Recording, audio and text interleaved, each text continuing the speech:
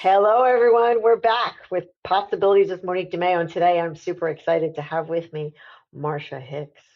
Let me tell you about this beautiful, beautiful woman that you see in front of you, or you're listening, those of you who are listening. Marcia Hicks is an impact and equity advocate. She has over 20 years as an educator, and she's currently the director of minority achievement and the coordinator of the Counseling Annex for the Maplewood South Orange School District in New Jersey. There, she works with students on career, personal growth, and leadership. She's also the founder and executive director of Brave Spaces, which is an organization for educators and students looking to master having crucial conversations around race, gender, and sexuality. Marcia has a master's in counseling and psychology from the University of Connecticut and a bachelor's degree in sociology. Marcia is a Division One collegiate athlete. She is a kick-ass competition baby. When she's not coaching and mentoring kids, you can find Marcia at the movies, laughing with her friends, and enjoying life. The one thing you may not know about Marcia is that she meditates every morning, a highly intentional, wonderful, and beautiful human. I introduce you to Marcia Hicks. Hi, Marcia! Hi. Wow, that makes me feel good. Like I wish you could follow me around and just say that to people I meet, like in the grocery store. I go like, wait, hold on. No, you're a badass. In my vocabulary, lady, you got the pen that says here. Let me give you the pen that says badass. You know who I got this from? Oh, Bernadine. really? It's cute. Yeah, yeah. Yeah, it's very cute. So welcome. I have so many questions for you today, my friend. So should we get started? Let's get started. All right, cool. So, you're a badass, and that's how people would describe you if they met you and they spent any time with you. You're fun as hell, by the way. So, usually badass, really intelligent women, sometimes they're not as much fun, but you're all of that. I'm glad I'm both. I'm glad I'm both. I like to have fun. I'm kind of crushing on Marcia right now, guys. Okay, so here's tell us a little bit about your journey. Your parents, you grew up in a multicultural household. I want to hear all about mom and dad and sort of the immigrant, backgrounds that we share. I want to kind of unpack the what happened in the house and how you got to be this incredible human today. Well, thank you. I think my father is African American, born here in this country. My mother's Jamaican, born in Jamaica.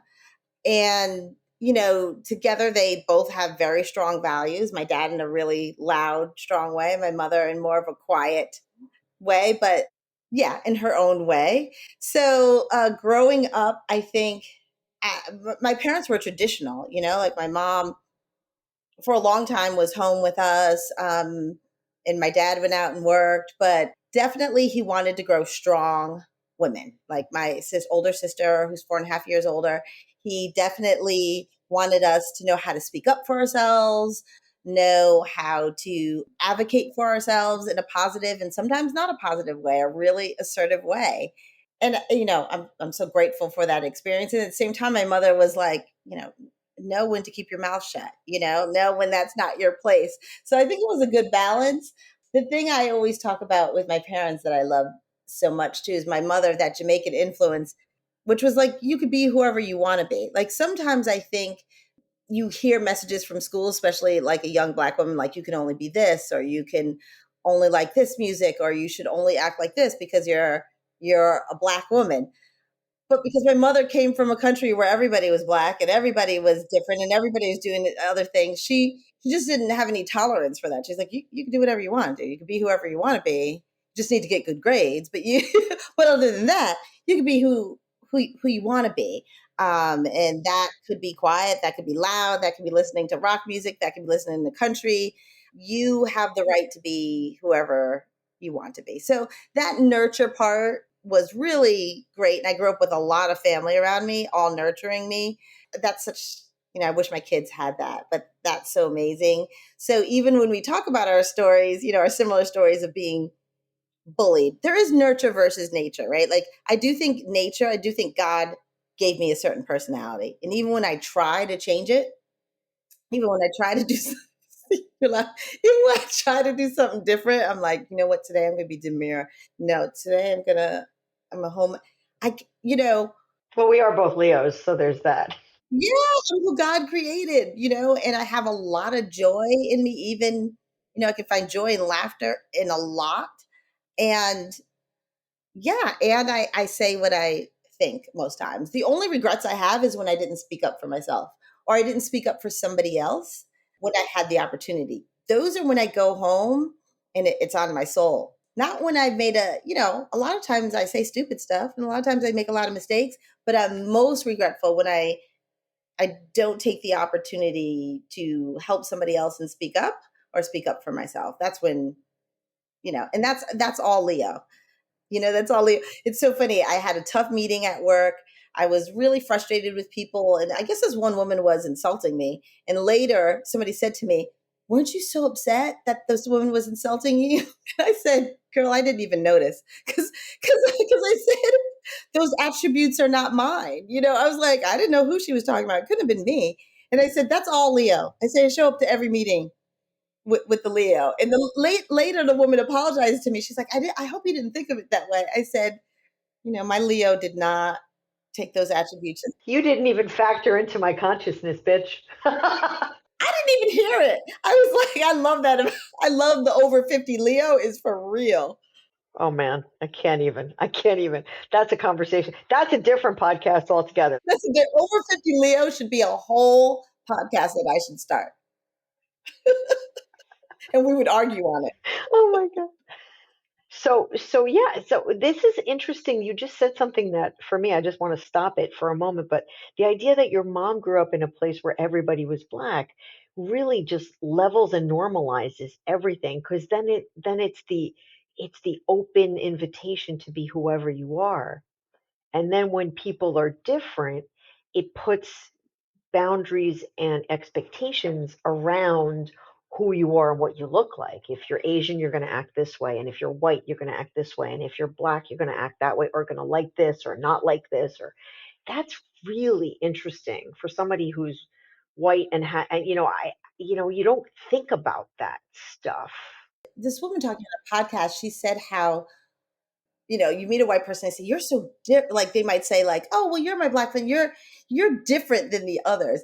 And it was amazing how she articulated. She's like, "What's amazing to me is somebody that can't say, wow, I should challenge my own stereotypes about who Asians are, who blacks are, who our Latinos are. I should challenge how I view them." Instead, they say, "You are so different," or "You act different." Instead of saying, like, maybe as a white person, I should challenge, how I saw them. She said that never happens. It always happens like, "Wow, you're so different." And Huh. I saw that the other day. I was like, that is a powerful statement because it's so true.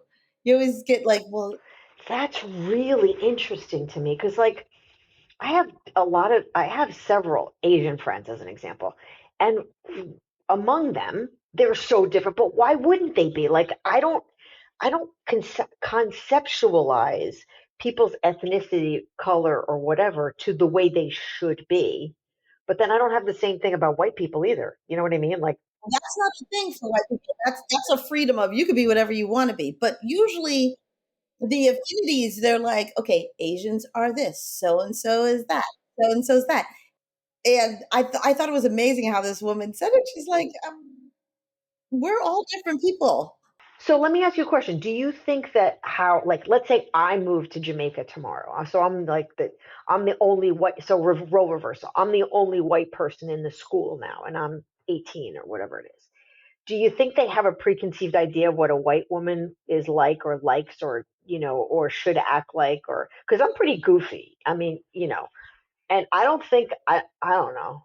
I don't think so. I think because even if you're in Jamaica, no matter where you're from, you you're constantly exposed to the white world, right? Whether it's TV, whether it's commercials, whether it's the magazines, that is constant exposure that's happening for you. So it's not the same, it's not. It's really hard to compare, right? But it could be the same for me. I could have a preconceived notion of Asians or Latinos, or like I could have. I love when somebody says to me, "You must be part black." I've literally had people say this to me. Okay, you must be part black because you can dance.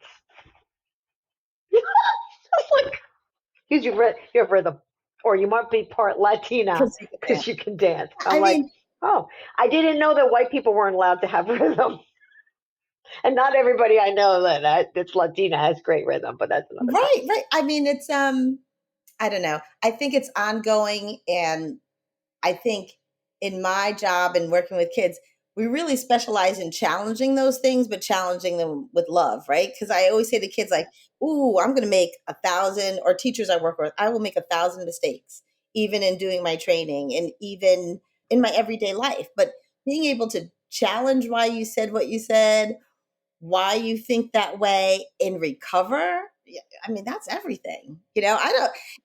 Yeah, it's when people like I have the student that I love, and I kept misgendering until finally she said to me, "You've got the wrong pronouns." And I said, like, "Ooh," I said, "That won't be the last time Miss Hicks makes a mistake, right?" I was like, "It won't be the last time." So, good for you for coming up and telling me. But my recovery from that, because she was like, "I was so nervous about telling you." I was like, "What? Like, you don't have to be nervous about telling me anything. That's my bad. I'm going to make the mistake again, but we're going to get through this, and I'm going to support you." Yeah, I think it's all about the recovery. So, I mean, this is a perfect segue. Do we want to unpack Brave Spaces, or do we want to talk about the school district and how you have these tracks with these kids, career, personal growth, and leadership? Which one do you want to go to? They're all in one, right? Like, so Brave Spaces came out of some seed training I did in California, and I have two amazing colleagues that I work with. One that's just constantly challenging me as an African American woman, as how I look at gender and how I look at sexuality. Um, So we all got together and constantly having these conversations, and it's what I do at school. The kids are up, right? The kids will challenge you all the time when you work with students. And you any educator on here and in a high school, you're like, yeah, you got to be on your game. But we decided that there needs to be a safe space where people can be brave, learn, ask questions, and grow from that, right? So you've got to come to our conversations with an understanding that you're going to be challenged, right? Everybody from all different walks of life, right? So this isn't like for one group or another, all different walks of life. We really try to have a diverse group, and we discuss really challenging issues, and we discuss what lens you bring to it and why you bring that lens and the history behind why you have that lens and I have another. And it's the one thing I love about when we do like a Brave Space circle and we come into a district to work is that when you join this group, we definitely try to focus on your well being first, right? We try to establish a relationship so you know that I'm not there to harm you and you're not there to harm me. And then going from there, we talk about things, but it's all timed and it's all scripted. So that you know that I'm very intentional about the things I say. And so that not one person can take up all the airspace, right? You love when I talked about the oppression Olympics, right? Like when you talk about that, like, and I want to share my oppression. This is happening to me. I need you to listen. You need you to hear me. Sometimes that's okay. Sometimes there's a space for that. Sometimes you need to fall back and let people process. And then we all need to share what's going on with us so that we can come to a better space. And so that's where Brave Spaces came up, really wanting to have intentional conversations that people can personally grow from. Not say like I need to do this for my job. We all come at different parts of our journey, and then we move forward from there, and your leap forward may not be the same as mine. You may take a couple steps backwards in your journey before you get there, but it's intentional, and we welcome you coming to that space. So that's where the company kind of came from. And really, we want it to be a nonprofit so that, people can come and we can have these great conversations to change communities, one conversation at a time. Do they volunteer to be part of it? Do they get selected to be part of it? How does a person, whether educator or student, become part of Brave Spaces conversation? So we've had districts like bring us in to do it. And it really, so I shouldn't say that's voluntary, right? Because the district's saying, no, you're going for adults. I think we're opening it up so that individuals Once we'll have the website all launched by the start of the new year, so individuals can sign up to be like, I want to take part in this conversation. I want to hear what others have to say. I want to challenge myself, challenge the lens in which I see the world, and see if I can make it a little bit broader. Sometimes people come to spaces like, well, I want to educate others. Okay, but you also want to grow and educate yourself. So that's what we ask for people to come to the space with. So yeah, we're opening it up so individuals can come. And really, it's just recently that we said all the work I do with students, it's all of this work. It's all Brave Spaces. Um, let's take it to other districts, to other students, to other parents that might say, like, I want my kid to have a larger lens of the world before they go off to college, before they become a full person, right? Before the frontal lobe is closed. Yeah, yeah. And about not just about race, but about sexuality, about gender. These are all conversations. And you can still have your position, whatever your position is. You can stay that's firm and still listen to others and still grow a little bit. Yeah. I mean, I would love that. I don't, it's funny, I don't remember what it is that you said. I have to look back at my notes, but I literally had no context. So what you're talking about is context. And when you don't have context for I always say, if you don't have context for your content, you're not going to really create something meaningful. And that's really what it is for me. Like, there's stuff that's this unconscious bias. I want to unpack unconscious bias because I think we all walk around with some of that, some more than others, and then some with a lot. And my kids called me on my shit. Like, I don't remember what it was about, but it was about like college application process, and and then it was like, if you think your kid had a problem and you were black, do you think that they would listen to you as much as you're this like European white girl? Literally, my kids, they're both white, right? And they said to me, they're like, do you think that if you were black and you brought this up to the principal, you would be heard in the same way? And I was like, whoa, ho, ho, ho. Never crossed my mind. Because I was like, parent, Bridgewood, affluent community, parents are going to get heard. They're going to get heard. Maybe not. Yeah. Oh no. Oh gosh. I'm definitely not heard in my district. Like, I'm definitely not heard. I mean, because when I come to the conversation, I don't come with that bio. Like I said, I'd love for you to walk around with that bio. I don't come with that bio. And even if I did, as soon as they see me, right, no matter what comes out my mouth, it's aggressive, right? I advocate for my child. I'm aggressive. You advocate for your child. Oh, she's such a good I see it all the time in education where I sit there like, oh, what a great advocate and just pushing for their child. And then that woman is aggressive and just like, she just constantly sending emails. Could be the same thing, but it's me. And that's the world I live in, right? And so that's why these conversations, particularly with educators, not saying, okay, you can do this and you can't do that, saying like, how do you address your bias? Because I really believe when you start doing that in your everyday world, it spills, right? It spills into everything that you're doing. And it is literally planting a seed. Such a slow and intentional process. And I can't lie, it's a frustrating process, right? But because I'm like, just get there, girl. But yeah, that's what I want to say someday. Just get there. But it is such an intentional process. And what's so funny when we do these groups, something that happens funny is sometimes we'll separate into affinity groups. So, but what, my colleague that's white will take a white affinity group. I'll take, and the second we do that, people become very nervous.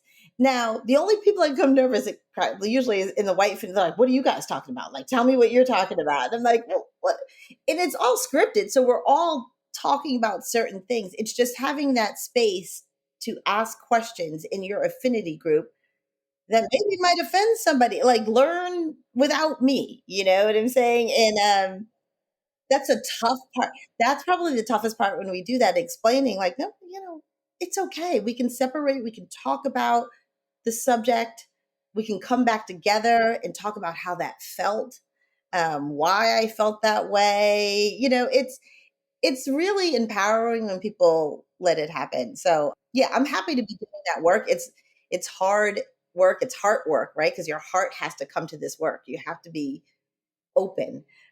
Yeah, because I'm sure you come across a lot of stupidity. Okay. Sorry. You know what? You know when they say like it's so funny. I was trying to think of something witty to say to you because like when they say like there's no dumb questions. I always say to my kids, oh no, there's some dumb No, there is. questions. Another dumb question. I was like, I don't know what teacher taught you that, but there's some dumb questions. Um, so I think you come a lot of It's funny, I say the same thing to my kids too. I'm there's some like, dumb questions when I already answered it. Yeah, yeah. But I think you come across people that feel really passionate in their stance, right? Really passionate, and it takes a it takes a long time to break down when you really think you're right. I mean, it's really hard to change that. We do a lot of work with silence, taking a moment to think, journal before you come back and speak, because you got to let that sit, and there's this one video I can't remember, where the guy says like, what would it take for you to believe me? What would it take for you to believe that the oppression I'm telling you I'm going through is true? Like, sit with that for a minute. What would it take? What would it mean the world is? And we show that bit. We talk a lot about that because just being defensive and not stupidity, but your own opinion. ignorance. It's ignorance. Yeah. Ignorance. And hearing something different is tough. I always say it's because either you go home, right? This happens to me. You're Leo. Like somebody tells you something about yourself that you don't like, but it rings, there's a little bit to it. There's something to it that irritates you. So you go to sleep, it's just revving you up. I don't know about you, but I'm in the shower telling that person, like up in the morning, like, and when I get to them, when I see them, but then I always like, okay, reflect on what could be true of it. Some people start to do that. Like usually I reflect on, okay, like what's true in that? What can I change about myself? What can I improve? What's bothering me about that statement so that I make a change? Some people get out that shower and they're like, yeah, I'm still like they figure out ways to protect themselves, right? Like I could never be racist. I could never be this. And then they come back and they say, like, let me tell you all the reasons you're wrong. Instead of let me tell you what I reflected on last night and what I heard from you. Individuals that come back and say that to me, like, I'm like, okay, you're on the path. Because once you can hear what somebody else is saying, you can kind of start to see what changes you need to make. You're on the right path because you're going to start to have different conversations and you're going to start to see the world in a very different place. And that's all where we want to start. Yeah, I want to talk about that for a little bit. I went to Landmark, Bernadine and I both did Landmark, and what they learned, the distinction that they teach you is what did you hear and what did you make it mean, which is what you're talking about. So did you give meaning to that person's because you had a little something something in your gut and they triggered something in you. And so all of a sudden you added meaning to it that wasn't potentially intended by that person. Yes. Yeah. So you gave it much more meaning. Like to your point, that woman who was all apoplectic about how she might have insulted you, you're like, didn't even register with you because you didn't give it any meaning. She said what she said. You took it at face value, where you were done with it. You were done with her. You were done with it. You were done. But she was ruminating on it, thinking that she added meaning, that you could have added meaning, that could have added meaning. And then all of a sudden, we have this huge blow up because people add shit, their own biases on top of what was said. And now you've got like, And I said to her, I wasn't even thinking about it. And then somebody came in and said something, and when we talk about said like ADHD and dyslexia, said something about it to me, and I knew they were trying to insult me. And I was like, I said, I think you're trying to insult me. The question isn't who has more ADHD. The question is who does their job better. And I was like, because the answer is always me. So he was like, I hate you. I was like, the answer is me. So I think that's fascinating. So let's say this is a group, right? You have got this group and you've got these you self-reflection and being intentional and dealing with unconscious bias and privilege and all the other things that people really have trouble unpacking. So you're basically the master of creating a space where all of these things that are typically off limits if you were out in the outside world now become conversation. Yes, now become conversation. That's incredible. So give us a sense of an example recently. How many people in the room? What's their makeup? And what kind of like thing would you guys do as a group? I want to be in that space right now and visualize what that feeling would. We would start out with an intentional circle of just asking how you are, where you are, like either thumbs up, thumbs down, a circle acknowledging where everybody's coming, right? So somebody's like, I've had a terrible day, I'm this, that, okay, so I know where you're at, but we want to take that space. I usually ask for us to really, take a minute, understand the intentional work we're here for, that we voluntarily came here for, right? Because everything is a choice. Everything we do is a choice. And that you made the choice to be here. And then set up about like what we're going to talk. I actually remind people of the ground rules, really, like, you know, there's time, you'll have a minute to talk, you'll have journaling. Please be respectful of people's space. Also be respectful of, if I'm done talking about a subject, like I'm hurt, I can't talk about it anymore. We don't keep hounding the person. So we go over our agreements, not rules. There are things that we agree to operate, and then we start. And so, I mean, they're all different things. I'm trying to think of, we do a lot of work with, like, we'll talk about windows and mirrors. Where do you see yourself, or where do you not understand and you're looking in? You just said something that kicked me off and I can't get it. Like you said, privilege. And it just made me think one of the harder things to do when you are doing seed work, when I was in California and even here, when you're doing these brave spaces, these circles, is talking about privilege and talking about your own privilege, how you got where you got, because it's all not equal, acknowledging that and acknowledging it in somebody else. I was surprised to find that was one of the most uncomfortable conversations for people. And each time I've done that, when we do, a couple weeks on privilege. So let's say that you were there, and I'd say, well, first of all, we talk about, did your parents own a home? Did your grandparents own a home? Did your great grandparents own a home? And then you talk about, well, where was that home? Then you get into redlining, like how they got that, how were they able to get the loan? What you're getting a loan, right? Me getting a loan, what the difference is. And it makes people listen. Nobody likes to say that I got a leg up, an unfair leg up, right? Right. Yeah, it's pretty uncool. It's uncomfortable. It's uncomfortable to say. It's like the kid that got into college because his parents are legacy. Right. Yeah. No, nobody wants to say that. I mean, well, maybe there is somebody that would like to say that, but That person's not sitting in your circle, I'm yeah, just they're telling you. probably not seeing my circle. But acknowledging that, right?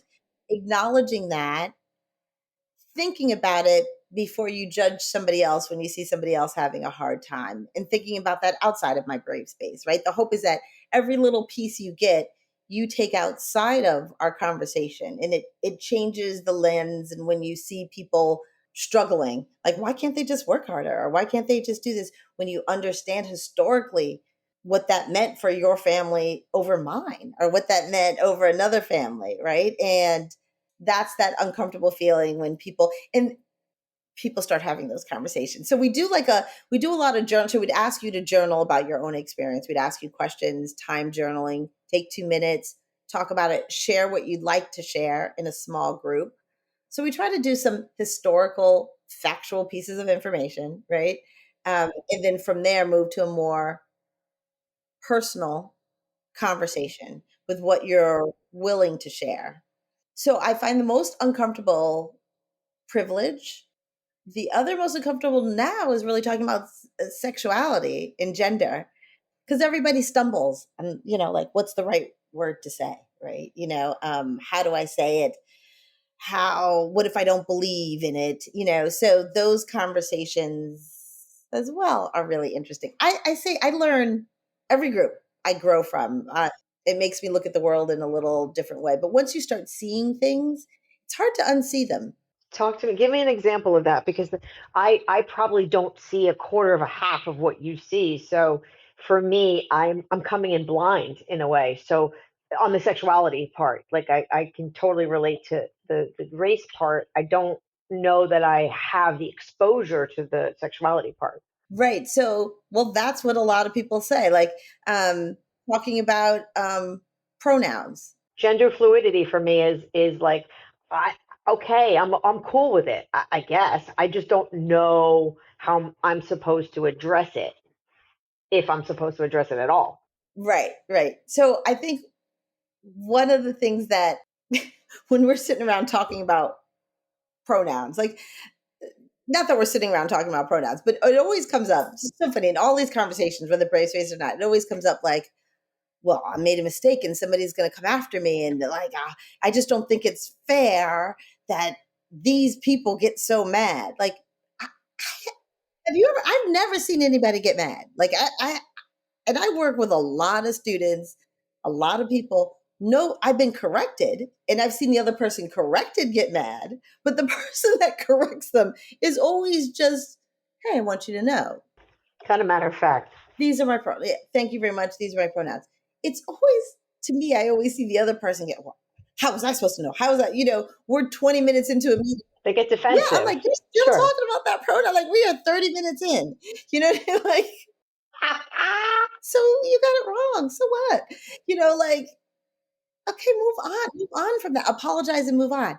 Well, again, they gave it meaning that it was a reflection on their intelligence or their ego or their comprehension or just themselves. And the students moved on, the other person's moved on. And listen, when I make a mistake, I think I told you that story of saying I used to use gypped all the time. I used to always say, like, they gypped me. Somebody gypped me, they took my money, they gypped me. And then one day I'm standing in line and somebody's like, do you know where that comes from? And I was like, yes, somebody takes somebody else's money and gyps them. Like, I was like, okay, I gave you the whole history. They're like, no, stupid. Comes from the gypsies. I mean, I was like, like I sat there and I said, I've got to apologize. I did have to apologize. I did have to feel really bad about it. And the funny thing is, I walked around that day like, well, how was I supposed to know? You got a dose of your own medicine. Oh my God. Right. And I always remember that feeling. I was younger. I mean, maybe I was in grad school or and I was walking around like, yeah, like I'm black. I go through a lot. Wow. You can't tell me about you. There's nothing I did something wrong. I needed to apologize, grow from it, learn, not do it again. See the person the next day.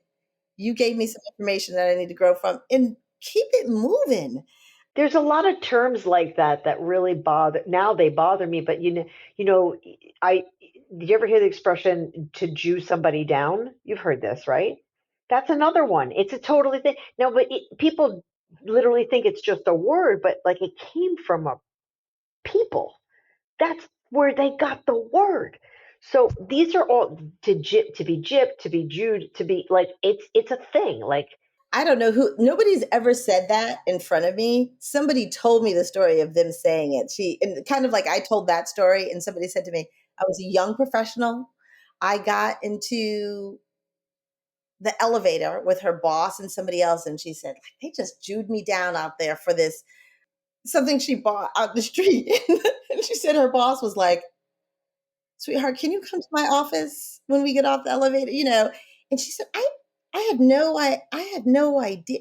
Not that that was an excuse, but she's like, I couldn't believe, I was so embarrassed. I was so embarrassed. And it was hard. She said it was hard to even look and recover from that, but she was embarrassed. right.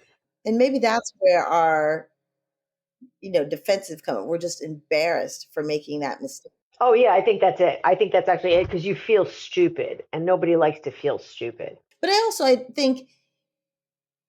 think that question of what would it mean, right, if somebody believed that this type of racism is intentional, that these type of statements are intentional, that some people are saying they Jewed me down.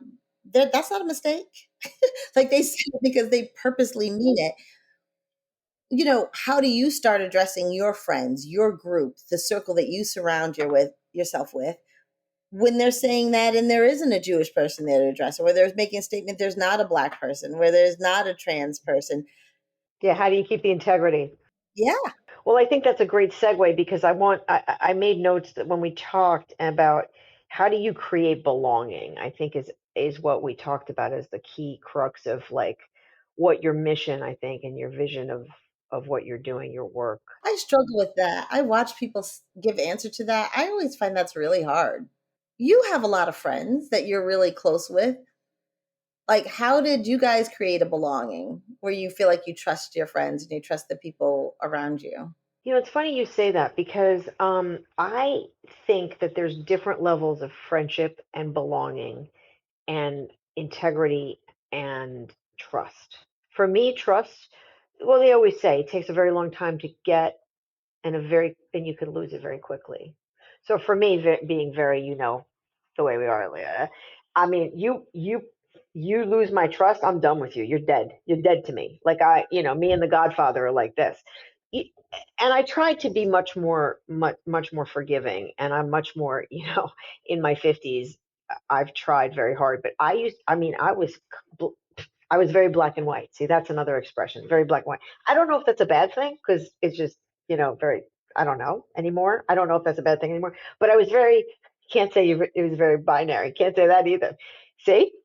See, these are all the things that we're breaking up, right? We're breaking them down. But like for me, it was very clear. You pissed me off, or you did something bad, or you finito, tutti, done. So to me, creating belonging, it depends on where and what and where they are and where their context is. You know what I mean? Like I feel like you can have a political, socioeconomic,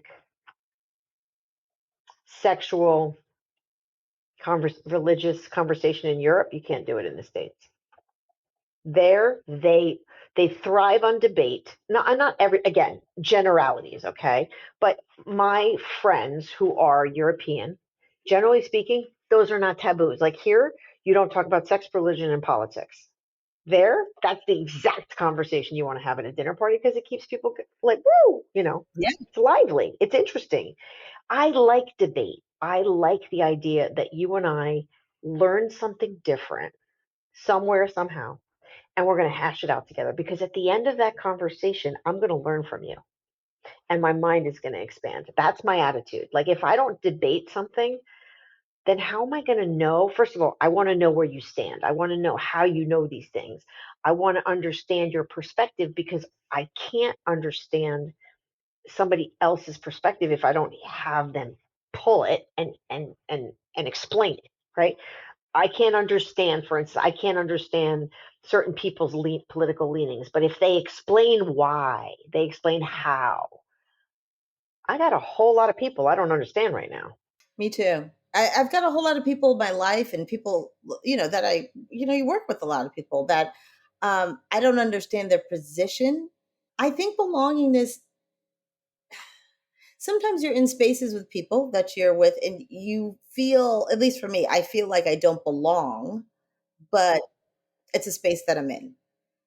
And then there are other places I go into and I feel like, yeah, yeah, this is where I belong. I think when you talk about it in a building or like in a, whether that's a school or a workplace, for me it's an institution or even a store. Like so I often think this, like I go into a store, I look at the cards. Let's say I'm just in Walmart. Look, if there is no card that has a person of color on it, I don't feel like I belong there. Like, I mean, where are we? If I go into a place and they don't have any hair care that I could put on my head, I feel like this space isn't for me. So I always say that, like, in the school, yes, belongingness is a feeling, but do I see myself on the wall? Do I see myself on the wall? Do I hear myself in the lectures? Do I see myself in the books that are offered on the library? Am I seen? Do you see me? And do you value me? Right? So first, do you see me? Second, do you value me? Because you could have all the people of color and the hair care products on the wall and still not value me. Somebody told you to put them there. So I think it's first being seen, and then second, having my voice matter. And I think that's a lot of what I do with students, like giving them the opportunity to fail, right? To lead something and fail and be like, that's okay. So seeing them saying you've got some potential. It's funny because I took a lot of slack. Like my program, everybody says, "Oh, you got a scholars program." They're scholars, but I don't use scholars in the same way as everybody else. And I think that's very confusing for people because I think that you could be a community scholar, which means you are amazing at community service. You're always reaching out. You're always making another kid feel like they belong. Yeah. And then I call this one kid, he's just a blessing. Like he's always got excitement. He's always like, yes, yes, Mrs. Hicks, yes, I got you. That's the first thing he says to me. I got you. I got you. I said, I want those kids over there to feel like somebody cares about them. I got you. He's the first person I turn around. He's there. He says, I got you. That's a blessing. Like I mean, I checked his grades. His grades are phenomenal. But before I checked his grades, I was like, that's a scholar right there. That's somebody because no matter what space he walks into, he makes the room light up. He makes people feel welcome. He makes you feel like you have a connection to him. I that's before I checked if he was getting D's or F's, like, and he wasn't getting D's, he's getting A's. But what a blessing that is to any space you walk into. That's a scholar to me. I mean, I think what you're describing, it's funny. The older I get and the more I travel. Here's the thing. The more I travel, the more I realize that people all over the world are the same. Doesn't matter height, weight, color, skin, ethnicity, religion, whatever. We all pretty much want to belong. We all pretty much want to have a good life. We all pretty much want to take care of our families and that's sort of our common thread. And we come in all shapes and sizes and packages and stuff like that. But I think what you described to me is an energy. It's a positivity. It's a contribution. Like when you show up and you're like, "Hey, Ms. Hicks, I got you." Like I feel I feel not only connected to that student just listening about him. I feel like I could trust him. I feel like I can connect with him. And I haven't even asked you what his race is. Yeah, but and that doesn't matter because he does that no matter where he is. What's so funny? Sometimes I've come to a party. First of all, anybody listening to this, my friends would start laughing because, first of all, for me, when you come to my birthday, I go, "Where's my gift?" So, but that's what I go. Did you bring a gift? I'll remember that if you ever invite me to your birthday party. But when sometimes, like, I've come places and I've forgotten to bring a gift, I usually bring a gift and I'm like, oh, this gift. I was like, you know what I brought? This energy. I'll make sure this is the funnest space. And you do, and you do. You bring the party. That's what I'm like. Bring something to the table. It's not always straight A's. It's not always what we're looking for. But don't you love meeting people and finding what they bring to the table? Totally. I love it. And I think that we are creatures. If you unpack it and the whole thing, and you read about the science and the metaphysics of it, we are all energy, and so we do respond to each other's energy. And you and I connected on that energetic level right away. It was like I got to get to know this chick because she's fun, and I'm all about like that fun. Anyway, if you were to leave, I'd like you to leave the listeners and the viewers with just one or two nuggets of your wish for them, that they leave this podcast with one or two takeaways. What do you want them to leave with? Or what do you want them to consider? Be willing to make mistakes. Be brave about making mistakes. Be responsible about your mistakes, and then forgive yourself and love and move on. And that is with everything you do, right? You got to forgive yourself. I'm going to do better next time and move forward. And then I really believe in praying for peace within, right? Like the more peace and balance we have personally, the more it just changes the world around us. And that sounds so kumbaya ish. So, like they always talk about that in meditation, like finding that peace within is a social justice movement, right? That peace within and spreading it and having grace with others. But this is a crazy world. It's a crazy time. And anxiety, I've got anxiety is, and fear is everywhere. Take a moment, take a breath, smile, enjoy the world around you. Life isn't supposed to be hard.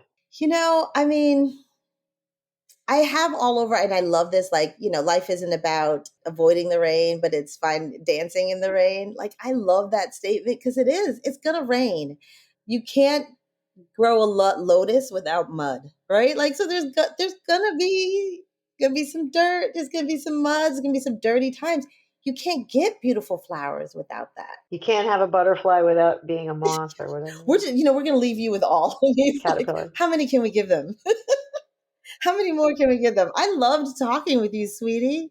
Oh, so good, so good. So, hate to bring this to a close, but I'm going to I'm going to put some show notes down in the show notes about Marcia's good work in the areas. I mean, she's done so much good work, but I'd like you to get to know the Brave Spaces a little bit better and her. And thank you so much for your time, Miss Marcia Hicks. You are a godsend to the planet, and I learn a lot every time I talk to you.